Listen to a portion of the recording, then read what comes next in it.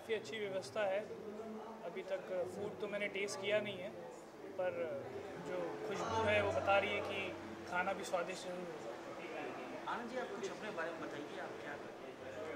मैंने अभी season 1 complete किया। MTV में एक शो है वॉरियर हाई का, वैसे मैंने वेस्लिंग वुड से 2 साल का एक्टिंग कोर्स किया है। शामक के साथ मैं 2 साल था। और अभी कुछ नया बना रहे हैं आप टीवी में?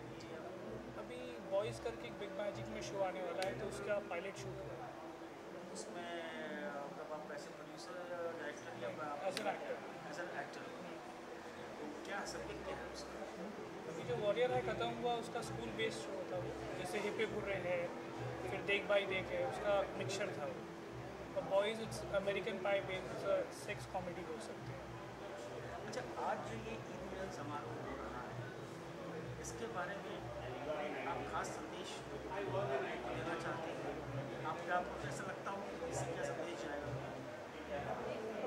ईद का त्यौहार है, खुशी का त्यौहार है, इसमें सब गम भुला के दोस्त, जैसे सलीम भाई हमारे अच्छे दोस्त हैं, तो सबको दोस्ती बढ़ाना चाहिए और बस ये कहना चाहते हैं। आज हिंदुस्तान एक ऐसा देश है जहाँ क्रिसमस हो चाहे ईद हो चाहे दिवाली, हर धर्म हर कौम के लोग इस त्योहारों को मिलकर मनाते हैं। क्या ऐसा सोचते हैं विदेशों में भी ऐसा होता है या सिर्फ हिंदुस्तानी है जहाँ होता है? ये आजकल तो सब कौम सब चला गया है। क्रिसमस, मुस्लिम भी क्रिसमस मना रहा है, क्रिश्चियन भी ईद मना रहे हैं, आजकल सब कॉमन हो गया है। Best of luck. Thank you. आप बहुत मशहूर हैं अपनी कंपनी एंकर स्विच के जरिए। आपकी कंपनी का नाम है great white global private limited. हाँ जी। पहले तो आप बताइए कि आपका और राजस्थान औषधालय से आपका क्या ताल्लुक है? राजस्थान औषधालय सलीम देवान जी के पिताजी हैं, उन्हीं से हमारा पारिवारिक रिश्ता है। ये झुंझुनू से बिलोंग करते हैं और मेरे बड़े भाई की शादी झुंझुनू में हुई है और बड़े भाई के परिवार, ससुराल के परिवार की तरफ से इनका बहुत पुराना नाता है और उसी नाते से सलीम से मेरा बहुत अच्छा परिचय है बचपन से ही। अब आज ये जो यहाँ फंक्शन मनाया जा रहा है ईद मिलन, इसके बारे में आप क्या कहना चाहते हैं? इसके पीछे सलीम का बहुत अच्छा थॉट है और ये फंक्शन ईद के उपलक्ष्य में मनाया जा रहा है। ईद खुशियाँ लेकर के आती है और ईद के दिन जो है वो हम ख़ास तौर से ये विश करते हैं कि सबको, परिवार को सब तरह से खुशी हो, शुभ हो, मंगल हो। और सलीम ने इसको इस तरह से सौहार्द दिया है कि उसने अपने रूट्स जो राजस्थान से है वहाँ से भी सब जाति धर्म के लोगों को उसने इनवाइट किया है और ईद एक आज के माहौल के अंदर एक सामाजिक उत्सव के रूप में मनाने का जो उसने प्रयास किया है उसकी बहुत सराहना है तहे दिल से। मैं हालांकि जो है वो ख़ास इस्लाम से बिलोंग नहीं करता हूँ, पर मेरे को भी इनवाइट किया इस मौके पे तो बहुत अच्छा लगा और मेरी तरफ से सलीम और उसके पूरे परिवार को ईद की बहुत बहुत मुबारकबाद। अल्लाह ताला उनको सभी खुशियाँ अता करे। एक छोटा सा सवाल कि आप बनाते हैं स्विच, जिस स्विच को दबाने से या ऑन या ऑफ करने से पंखे या लाइट चलते हैं, जैसे पंखे और लाइट जलती है वैसे ही हम लोगों की ज़िंदगी के अंदर रोशनी बढ़ते हैं। हमारी कंपनी का टैगलाइन है फ्यूचर इज़ ब्राइट। सो मेरे को ऐसा लगता है कि अगला दशक और दूसरा दशक भी that belongs to India. India's future is very very good, the basics are very good, the economy is doing very well and this belongs, that last 2 decades like belong to China, next 2 decades belongs to India. Thank you sir. Thank you very much. Chopra ji, आपकी company Rajasthan औषधालय कई तरह की चीज़ें, दवाइयाँ बनाने में माहिर है। इतनी सारी दवाइयों का आज के इस फंक्शन से क्या ताल्लुकात है और क्या हिसाब से आपने फंक्शन? मैं डॉक्टर सलाउद्दीन चौबदार आपसे गुजारिश करता हूँ कि जो सब करते हैं वो मैं कभी नहीं करता। मेरे बचपन से मैंने बचपन से देखा कि शराब पी करके लोग अपने घर उजाड़ देते हैं, चाहे बड़ा हो चाहे छोटा हो चाहे कोई भी जाति का हो। और मैंने कहा कि अगर मैं कभी चिकित्सक बनना तो सबसे पहले मैं ये काम करूँगा। मेरे दादाजी ने एक बीज बोया था औषधालय का, वो आज बरगद का पेड़ बन गया जिसको राजस्थान औषधालय बोलते हैं, राजस्थान हर्बल इंटरनेशनल बोलते हैं। तो मैंने नशा मुक्ति अभियान शुरू किया जब मैं चिकित्सक बन गया। पहले मैं सरकारी सेवा में था, फिर बाद में मैंने ज्वाइन किया और मैं चिकित्सक बन गया तो मैंने मेरी प्रैक्टिस के साथ में नशा मुक्ति अभियान छेड़ दिया। और उसका मुझे इतना बढ़िया शुरू में तो नहीं, लेकिन बाद में मुझे इतना अच्छा मेरे को महसूस होने लगा कि मैं मतलब आगे से आगे बढ़ता गया और आज की तारीख में करीब 10 लाख रोगियों को मैंने नशा मुक्त किया है। मुझे बड़ी खुशी है। एक तो ये किया नशा मुक्त, और आपने देखा है मैं अवार्डेड हूँ इसमें, सभी स्टेट्स में जाता हूँ तो मुझे कितना क्या देते हैं वो लोग बाग। और अभी भी इस उम्र में मेरा वही काम चल रहा है। अभी मैं पंजाब गया था। पंजाब में नीमा नाम से एक हमारी एसोसिएशन है, वो इतनी खुश हुई मेरे इस अभियान से कि अगर ये अभियान अपने पंजाब में पहले छेड़ देते तो पंजाब की हालत ये नहीं होती। लेकिन कल मैंने IBN 7 में देखा चैनल में कि बिहार भी डूबता जा रहा है। मेरा अगला पड़ाव बिहार है, और बिहार का मैंने इसलिए प्रोग्राम बनाया है कि बिहार में भी 9,000 सेंटर तो दूध के हैं, दूध के हैं, लेकिन 5,470 बूथ शराब के हैं। Very bad. इसलिए ये मैंने अभियान शुरू कर रखा है और मुझे बड़ी संतुष्टि है। रही बात दूसरी दमा श्वास एलर्जी के लिए,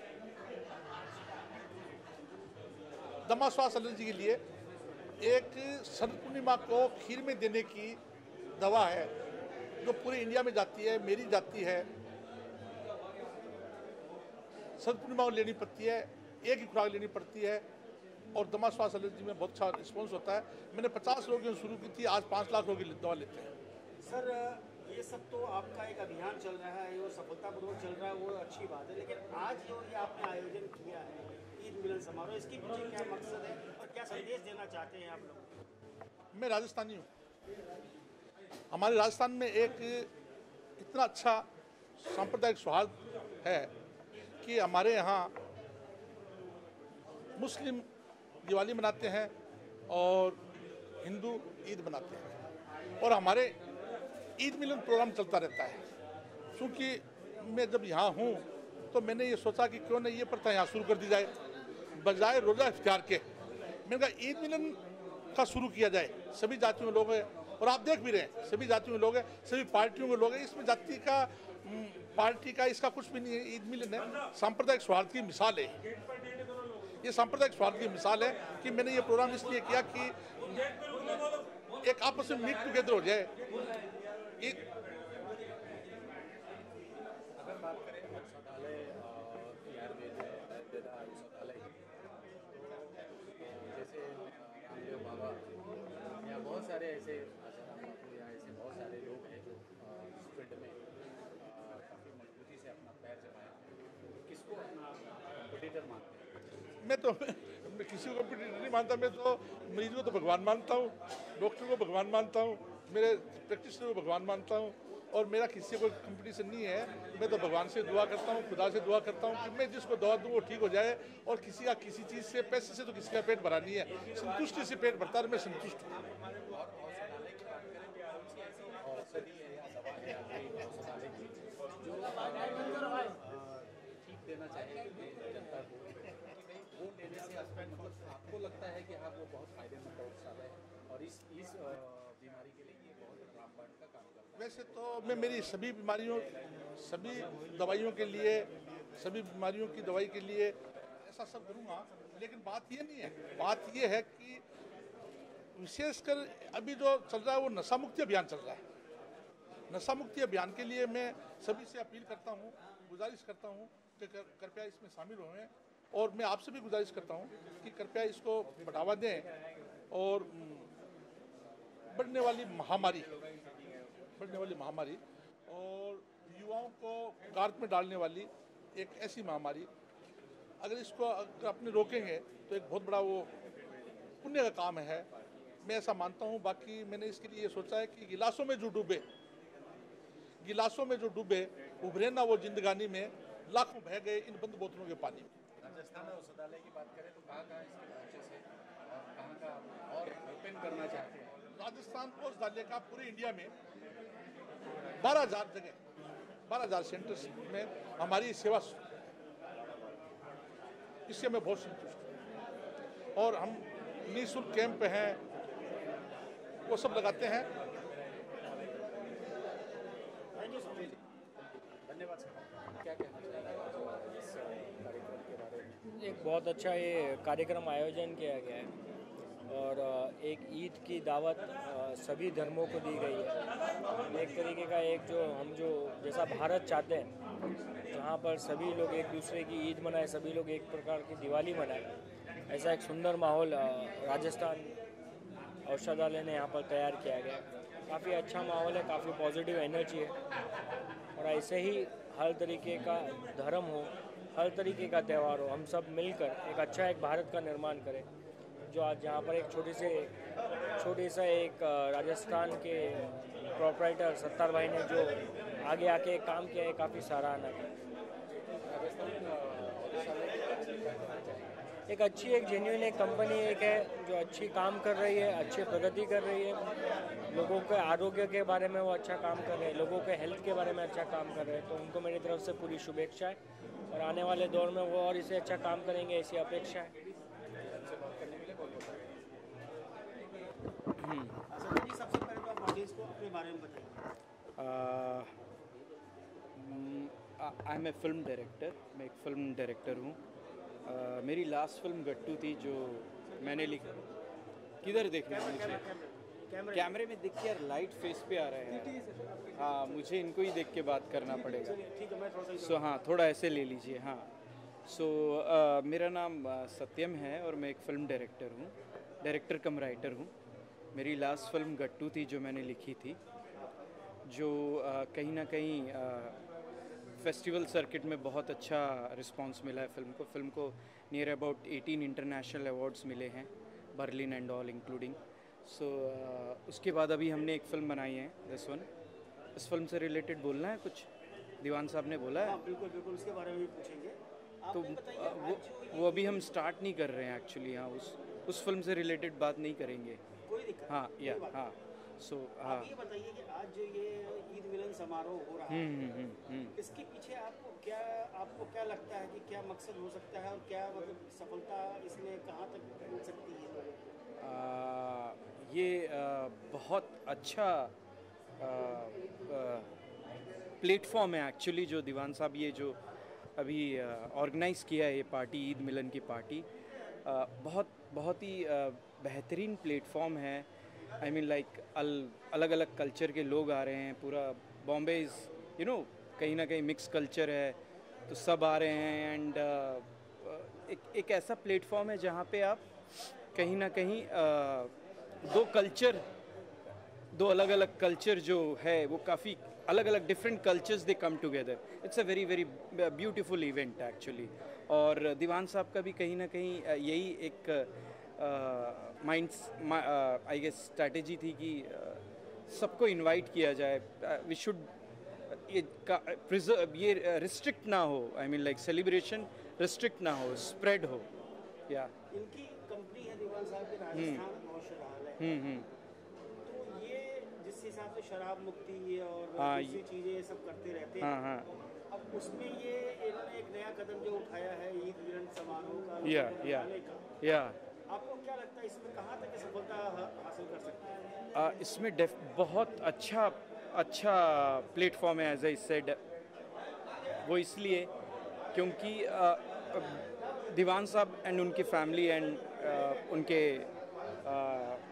dad, they all are very nationalist mindset, patriotic हैं। तो कहीं ना कहीं उनका जो परसेप्शन है इसके पीछे वो यही है, एज आई सेड, कि स्प्रेड करना है। आई मीन लाइक सब यूनाइट करना है। डाइवर्सिटी इन यूनिटी जो है, यूनिटी इन डाइवर्सिटी जो कॉन्सेप्ट है, उसको यूनाइट करने वाली बात है। That's very very good. And मेरे ख्याल से काफ़ी हद तक वो देख रहा हूँ मैं कि it's very good, the response is very good. चलिए, आप लेखक भी हैं, निर्देशक भी हैं, तो आज आपसे परिचय हुआ। अगली मुलाकात में आपके आने वाले प्रोजेक्ट के बारे में बात करेंगे। डेफिनेटली बात करेंगे। Thank you. देखिए, अभी रमज़ान का पवित्र महीना गुज़रा है और कल पूरी देश में लोगों ने ईद की खुशियाँ मनाई हैं और इस तरीके का कार्यक्रम होना चाहिए ताकि आपस में लोग मिलजुल करके हर धर्म के लोग ईद मनाएं, हर धर्म के लोग दिवाली मनाएं। यही हमारे देश की गंगा जमुना जो तहज़ीब है वो इस ईद मिलन कार्यक्रम में देखने को मिल रहा है और ऐसा कार्यक्रम से लोगों में सौहार्द बढ़ता है, भाईचारा बढ़ता है, एक दूसरे को समझने का मौका मिलता है। तो ऐसे कार्यक्रम हर जगह होना चाहिए। राजस्थानी औषधालय के लोगों ने जो ये ईद मिलन का कार्यक्रम आयोजित किया है, मैं उनको दिल की गहराइयों से मुबारकबाद पेश करता हूँ और आने वाले दिनों में आगे आइंदा साल भी वो इस तरीके का कार्यक्रम आयोजित करते रहेंगे, ऐसी शुभकामनाएं देता हूँ। इस तरीके का कार्यक्रम जब होते हैं तो ऐसा लगता है कि भाई मतलब सारे समाज के लोग एक साथ जब इकट्ठा होते हैं तो कितना इम्पोर्टेंट है ये समाज के लिए? नहीं, देखिए, हमारे देश में हिंदू और मुसलमान मिलजुल करके रहते हैं और हमको ऐसे कार्यक्रम के ज़रिए से आपस में भाईचारा बढ़ाने का एक अच्छा मौका मिलता है, एक दूसरे के समाज को समझने का मौका मिलता है। तो मुझे तो लगता है कि भाई हर समाज के लोग अपने अपने त्यौहार में इस तरीके का कार्यक्रम करें। जैसे गणपति आता है तो मुस्लिम समाज के लोग भी जाते हैं और पंडालों में गणपति का दर्शन करते हैं। उसी तरीके से रमज़ान जब रहता है तो रोज़ा अफ्तार के कार्यक्रम में हिंदू भाई हमारे आते हैं और रोज़ा अफ्तार करते हैं। तो इस तरीके के कार्यक्रम से समाज में भाईचारगी का माहौल बनता है। अभी अभी हज हाउस में, मुंबई हज हाउस में आपने बड़ी रखी थी, ये कितना कॉम्प्लिकेटेड होता है? नहीं, मुझे लगता है, देखिए, समाज में अगर आप काम कर रहे हैं तो आपके बुलाने पर लोग आते हैं और लोग बढ़ चढ़ करके इस तरीके के कार्यक्रम में बिना भेदभाव के, बल्कि कई बार तो ऐसा होता है कि अलग अलग पार्टी के भी लोग इस तरीके के कार्यक्रम में आते हैं, क्योंकि इससे कार्यक्रम से एक अच्छा माहौल और एक अच्छा वातावरण बनता है। तो इसमें कोई दिक्कत, कोई परेशानी नहीं होती। एक आखिरी सवाल सर, मीरा रोड में एक पत्रकार की हत्या हुई है, उसमें आपका स्टैंड क्या है? देखिए, कोई भी जो इंसान है, अगर किसी भी इंसान की हत्या होती है तो ये गलत है और वो पत्रकार है। उसके पीछे सरकार ने इंक्वायरी का ऑर्डर दिया है, विधानसभा का सेशन चल रहा है। हमारे वहाँ के विधायक नरेंद्र मेहता जी ने वो विधानसभा में ये आवाज़ भी उठाई है और सरकार ने उसकी जांच का ऐलान किया है और मुझे लगता है कि पुलिस ठीक ढंग से जांच करेगी और जल्द से जल्द जो आरोपी उसमें लोग हैं उसको पकड़ करके जेल के सलाखों के पीछे डालेगी। ये बहुत ही घिनौना करतूत है, क्योंकि पत्रकार जो है वो एक समाज का आईना है और अगर ऐसे लोगों के साथ इस तरीके की चीज़ें होती है तो ये बहुत घिनौना हरकत है। हम लोग इसका कंडेम करते हैं, विरोध करते हैं और जल्द से जल्द ये मुजरिम पकड़े जाएं, ऐसी हम सरकार से अपील करते हैं। ठीक है ना, मैं फुल बात करूँगा। जावेद साहब क्या कहना चाहेंगे इस ईद पार्टी के बारे में, क्या कहना चाहेंगे? हमने जहाँ तक हमारी जानकारी है कि आपको पाकिस्तान से और दीवान साहब ने आपको आमंत्रण दिया था और आप उस आमंत्रण पे आए। पहले तो आपका हिंदुस्तान में धन्यवाद। क्या कहना चाहेंगे इस प्रकार के? सबसे पहले तो मैं बहुत शुक्रगुजार हूँ कि इस पार्टी में मुझे इनवाइट किया गया और मैं सब यहाँ के जितने भी लोग हैं हिंदुस्तान के, सबको मेरी तरफ से ईद मुबारक। और मेरी दुआ है कि हमेशा अल्लाह ताला पूरी दुनिया में अपना अमन और सलामती और खुशहाली से रहने की हम सभी लोगों को तौफीक अता फरमाएं। और आज मैं बहुत अच्छा महसूस कर रहा हूँ कि हिंदुस्तान मुझे आते हुए 10, 12, 13 साल हो गए हैं। तो यहाँ मुझे जिस तरह अपने मुल्क में जाके खुशी होती है, जिस तरह मतलब फ्रीडम महसूस करता है अपने मुल्क में जाके, इसी तरह मुझे इंडिया में आके बहुत आज़ादी और फ्रीडम महसूस होता है जिस तरह अपने घर में आया हूँ। तो रियली थैंक्स टू पीपल्स के इतना प्यार करते हैं, इतना मोहब्बत करते हैं और मैं भी उतना ही इनको प्यार करता हूँ और करता रहूँगा। और मुझे बहुत अच्छा लग रहा है, हर बंदा प्यार से मिल रहा है, खुशी से मिल रहा है और मैं बहुत इन्जॉय कर रहा हूँ। महत्व रखता है, इम्पोर्टेंट रखता है इस प्रकार का प्लेटफॉर्म जहाँ पे तमाम समाज के लोगों को इकट्ठा करना है, कितना आपको लगता है सब दिन होता है आपके नज़र से? मुश्किल तो है क्योंकि हर बंदे का अपना अपना मिजाज होता है, लेकिन मेरे ख्याल से ये एक मतलब अल्लाह के नज़दीक होने के बराबर है कि आप सब लोगों को एक प्लेटफॉर्म पे इकट्ठे करते हैं और मोहब्बत की और भाईचारे और मिलने की बात करते हैं। तो आई थिंक अल्लाह ताला इसको बहुत पसंद फरमाता है। ईद की बात करें तो किस प्रकार से आपने पाकिस्तान में ईद किस प्रकार से मनाया और कैसे उसका जिक्र करें हमारे दर्शकों के साथ? ईद तो मैंने इधर ही की है, मैं तो गया ही नहीं पाकिस्तान, तो क्योंकि इधर काम चल रहा है मेरा, तो इस वजह से मैं अब जाता भी एक दिन के लिए तो 2 दिन के लिए फिर मुझे वापस आना पड़ना था। तो मैं बहुत सो हैप्पी कि इतना प्यार मिला यहाँ से, और मैं भी इस चीज़ को कभी डिनाई नहीं कर सकता और कभी भूल ही नहीं सकता कि इतना प्यार मिला कि कल चैम्बूर में मेरा शो था, राजीव सेठी जी मेरे बड़े भाई हैं और अभय आयमा जी, उन्होंने इतना अच्छा शो अरेंज किया, मुझे घर लेके गए, मिठाई खिलाई, मुझे फैमिली की तरह उन्होंने ट्रीट किया। तो रियली थैंक्स टू राजीव भाई, अभय, सारे लोगों ने इतना प्यार किया, और उसके हवाले से मैं समझता हूँ कि ये मेरे लिए बहुत बड़ी, मैं लकी हूँ कि अगर मैंने ईद इधर भी की है तो मुझे इस तरह ही लगा कि मैं पाकिस्तान में हूँ। जावेद साहब म्यूज़िक के जनक माने जाते हैं, तो एक हमारे जनता के लिए कुछ गुनगुना के सुना। बिल्कुल, और खास करके ईद के मौके पर कोई ऐसा गाना। बिल्कुल मैं गाता हूँ। ओ रंग रेज तेरे रंग दरिया में, ओ रंग रेज तेरे रंग दरिया में, डूबना है बस तेरा बन के, है नहीं रहना दूजा बन के, एक भी सांस अलग नहीं लेनी, एक भी सांस अलग नहीं लेनी, खींच लेना प्राण इस तन के, है नहीं रहना दूजा बन के, अपने ही रंग में मुझको रंग दे,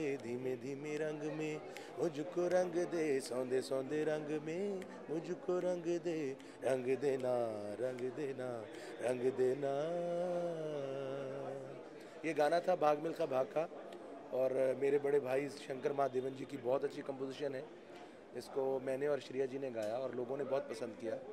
तो इस मौका पे मैं शंकर भाई को, श्रेया को, सबको ईद मुबारक कहना चाहता हूँ। धन्यवाद।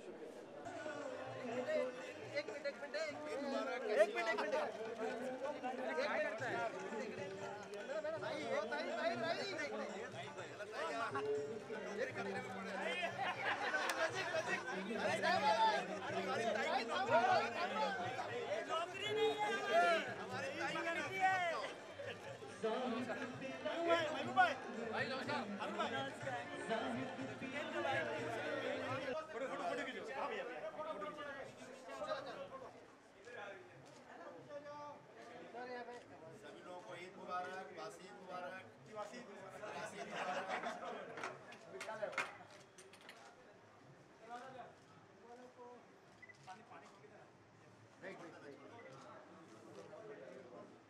चलो हो गया, मुझे बता दीजिए क्योंकि मैं ऑलरेडी इन्फेक्शन आ गया।